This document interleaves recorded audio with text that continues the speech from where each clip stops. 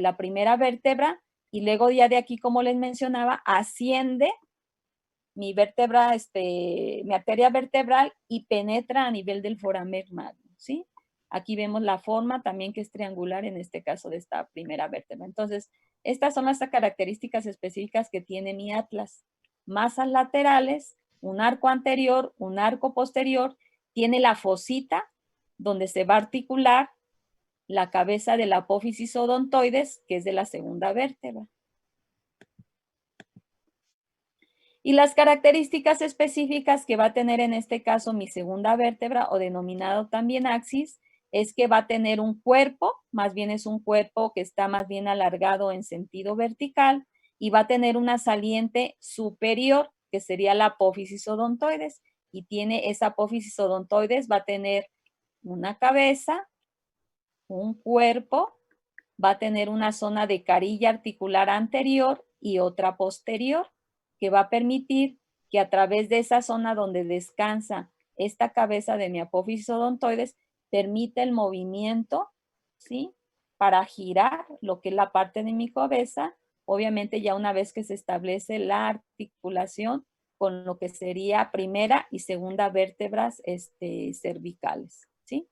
Los pedículos aquí en este caso van a marcar de lo que sería mi vértebra C2, el axis va a marcar, ya va a empezar a marcar un arco mayor, lo que sería el borde inferior, y prácticamente estaría ausente en el borde superior.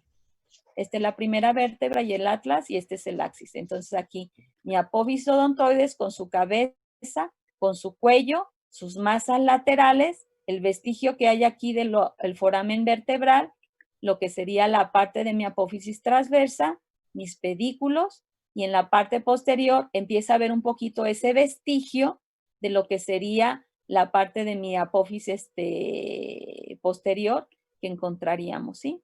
Aquí en lo que sería la parte posterior de ese arco, ¿sí? Entonces, estas son las características que va a tener.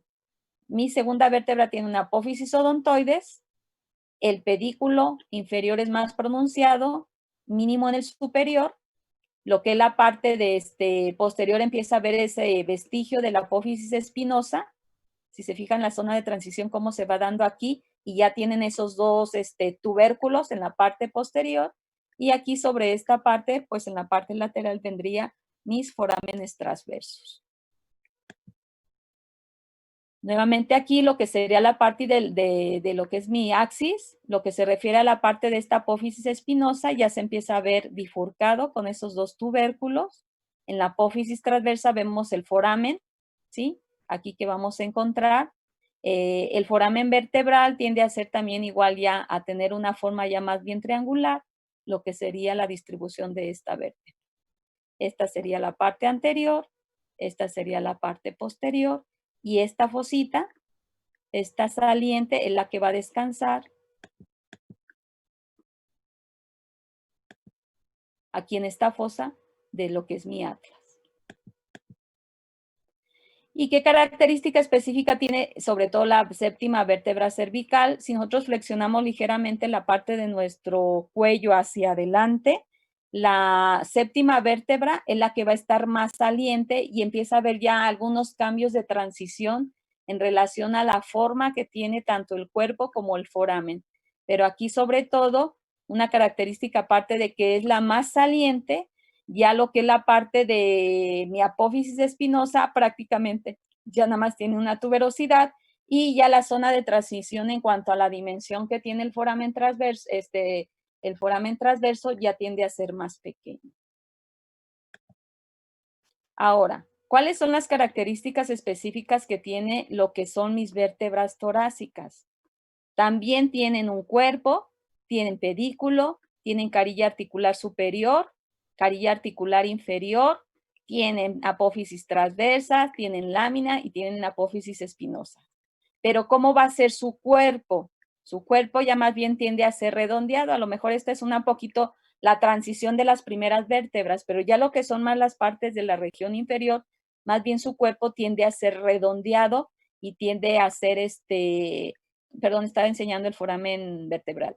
el cuerpo tiende a ser más bien ya de manera redondo y conforme van disminuyendo, no disminuyendo, sino más bien van descendiendo, va a tender a ser más voluminoso la parte de ese cuerpo.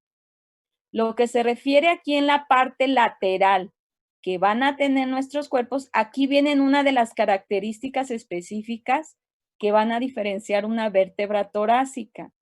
Y en lo que se refiere a la parte lateral y posterior del cuerpo, vamos a encontrar estas estructuras, que son las fositas costales.